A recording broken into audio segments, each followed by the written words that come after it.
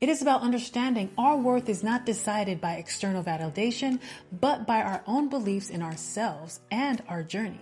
As for me, overcoming my own rejection sensitivity for a job application process is still very daunting, but here are my current adopted strategies that I am following to help me push through it.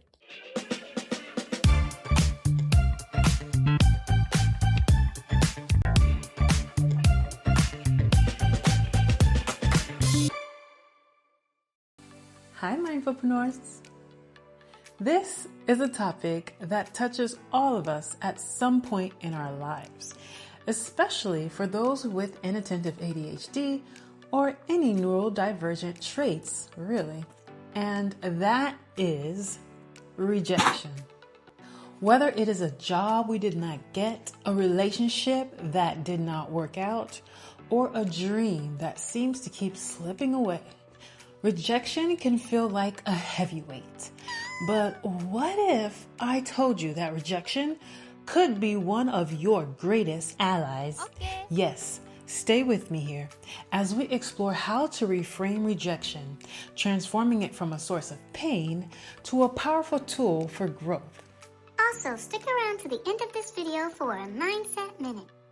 As I will share my Mindset Minute on the frame I have adopted for dealing with rejection and on how I will be pushing through my own rejection sensitivity and how you can do so as well. Rejection stings, and there is a scientific reason for that. Studies have shown that our brains process rejection similarly to physical pain. This is because historically, being accepted in our community was crucial for survival. But here is where it gets interesting. How we interpret rejection can set off a domino effect on our future thoughts and actions. If taken negatively, it can lead to a cycle of fear and anxieties and avoidance. What exactly causes someone to feel rejected? Humans are inherently equipped with sensitivity as part of our emotional and sensory systems. Sensitivity helps us respond to our environment, form social connections, and navigate various situations. While everyone has the capacity for sensitivity, the degree to which it is experienced and expressed can differ greatly from person to person. When it comes to sensitivity, the body can get into this cycle of fear, anxiousness, and avoidance. There are two forms someone may experience. One is rejection sensitivity, RS, and the other is rejection sensitive dysphoria, RSD. Both are real responses felt in order to cope with rejection. RS is recognized as a symptom or trait. RS refers to an individual's heightened emotional response to perceived or actual rejection. It's a general term that can apply to anyone who feels more intensely affected by rejection. It can be associated with various mental health conditions, including social anxiety disorder, borderline personality disorder, and ADHD. Now, RSD is more specific. It's more intense form of RS, and it's often associated with ADHD. Dysphoria means difficult to bear, and RSD describes the extreme emotional pain and discomfort experienced due to perceived rejection or criticism. RSD is the term that has gained traction in the ADHD community, particularly through the work of Dr. William Dodson, who has highlighted its significance in individuals with ADHD. Neither rejection sensitivity, RS, nor rejection sensitive dysphoria, RSD, is officially acknowledged as a standalone disorder in the DSM-5. I have been dealing particularly with RS for a while now, and I'm still learning how to push through it with a more positive mindset moving forward as I am learning more about myself and my own brain functioning. I have had to really give an introspective look of what those fears and avoidances are currently in my life. For someone with ADD traits, my fear and avoidance of applying for jobs can be closely related to RS, rejection sensitivity, for these reasons. The first reason is the anticipation of rejection. The prospecting of job applications process inherently involves the possibility of rejection, which can be overwhelming for someone with RS. The second reason is perfectionism and the fear of failure. The need to present oneself perfectly to avoid rejection can lead to procrastination and avoidance for sure. And the third reason would be overwhelming task. The executive functioning challenges associated with ADD can make the job application process feel daunting, leading to avoidance as a coping mechanism. So, for individuals like me with inattentive ADHD, there are several reasons we experience this sensitivity. It can be particularly intense for those with inattentive ADHD due to a combination of neurological, psychological, and social factors. Let's talk about neurological factors. These are dopamine dysregulation. ADHD is associated with differences in dopamine levels, which play a critical role in the reward and punishment processing. This dysregulation can make individuals more sensitive to rejection. Another neurological factor is the executive functioning deficits. Individuals with ADHD often struggle with executive functions like emotional regulation, making it harder to manage feelings of rejection. Now, for the psychological factors, those would include low self-esteem, repeated failures, or negative feedback often experienced by those with ADHD can erode self-esteem, making individuals more vulnerable to rejection. And negative self-talk. Chronic negative self-perception can amplify the fear and impact of rejection. And lastly, social factors include stigma and misunderstanding. People with ADHD might face misunderstanding or stigmatization from peers, leading to social rejection and heightened sensitivity to it. And for past experiences, accumulated negative social experiences can lead to a heightened alertness to potential rejection. So, why do some of us feel these sensitivities so differently? We are all born with a degree of sensitivity, but the extent to which we feel and express these sensitivities can vary widely among individuals. Sensitivity is influenced by a combination of genetic, neurological, environmental, and developmental factors. Genetic factors are inherited traits. Some people may be genetically predisposed to be more sensitive due to inherited traits affecting their nervous system and emotional regulation. Neurological factors due to brain functioning and structure. Differences in brain structure and function can definitely influence sensitivity. For example, individuals with ADHD may have neurological differences that make them more susceptible to emotional dysregulation and sensitivity.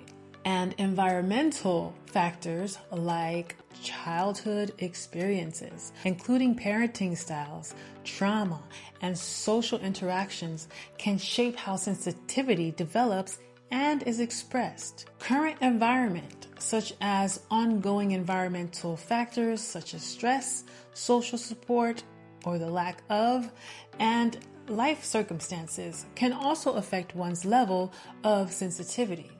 And lastly, we have developmental factors such as age, maturity, emotional, and psychological development. Sensitivity can change over time. Children, for instance, may show higher sensitivity as they are still developing and they are learning their own coping mechanisms and emotional regulation skills. As people grow and mature, their ability to manage and express sensitivity can evolve as well. But when we start to reframe a rejection, we open ourselves up to resilience and growth. Okay.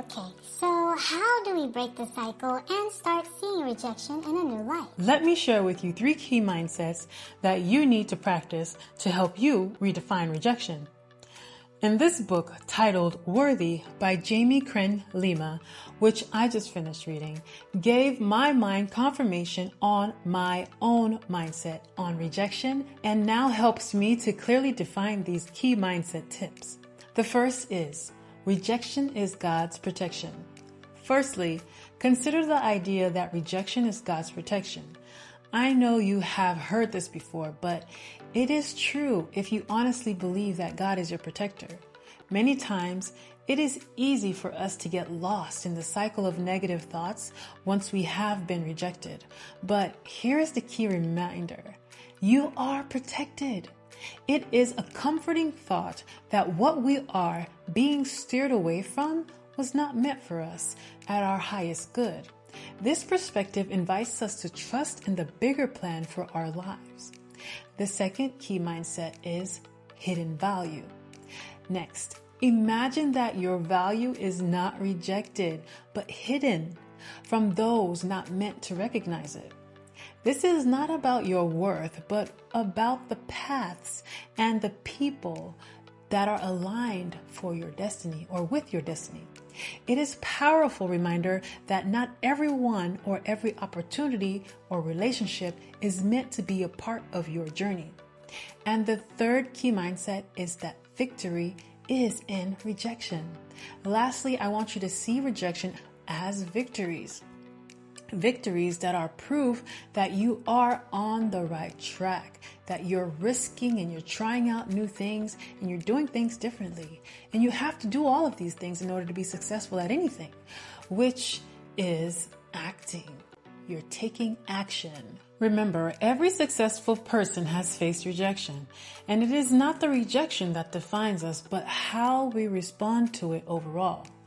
Allow these 3 keys to be your foundation for your mindset as it relates to rejection. In addition, I would love for us to practice cognitive behavioral techniques, mindfulness, and self-compassion, and also consider therapy and support. With cognitive behavioral techniques, really try to challenge your negative thoughts and reframe your perspectives. Identify and challenge irrational thoughts related to rejection. Practice reviewing rejection as a reflection of the situation or other people's perspectives rather than personal failure. With practicing mindfulness and self-compassion, it will help in staying present and reducing overreactions to perceived rejection. It also encourages treating oneself with kindness during instances of rejection. And therapy, such as cognitive behavioral therapy and other forms of counseling, can be highly effective. With support groups, sharing experiences with others facing similar challenges can provide validation and reduce feelings of isolation. Scientifically, it has been found that we can rewire our brains to handle rejection more constructively. By changing our narrative around rejection, we can reduce its sting and even use it as a catalyst for personal growth. Mindset Minute! Reframing rejection is not just about feeling better in the moment. It is about building a foundation of resilience and courage. It is about recognizing that each no brings us closer to the yes that truly matters. And most importantly, it is about understanding that when our worth is not decided by external validation, but by our own beliefs in ourselves and our journey. As for me, overcoming my own rejection sensitivity for a job application process is still very daunting, but here are my current adopted strategies that I am following to help me push through it. Strategies to overcome job application fear is to break down the task. Divide the job application process into smaller, manageable steps to reduce overwhelm. Set realistic goals. Aim for progress rather than perfection. Applying to a few jobs well is better than trying to apply to many jobs and getting paralyzed by the process. And finally, seek support. Use career counseling services, peer support, or mentorships in order to get guidance and encouragement. For the book Worthy and other great titles mentioned in this video, check out the link in the description below. If you want to learn more on ADD traits or inattentive ADHD,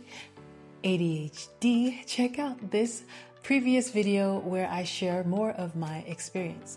So, the next time you face rejection, remember it is not a reflection of your worth, but a redirection to your true path. Every no is a redirection to your next. Only if you enjoyed this video, go ahead and like and subscribe to this channel for more mindset wellness content. Embrace it, learn from it, and let it propel you forward. Until the next one, my mindfulpreneurs, let us get our minds right. Stay focused, stay connected, and always choose joy.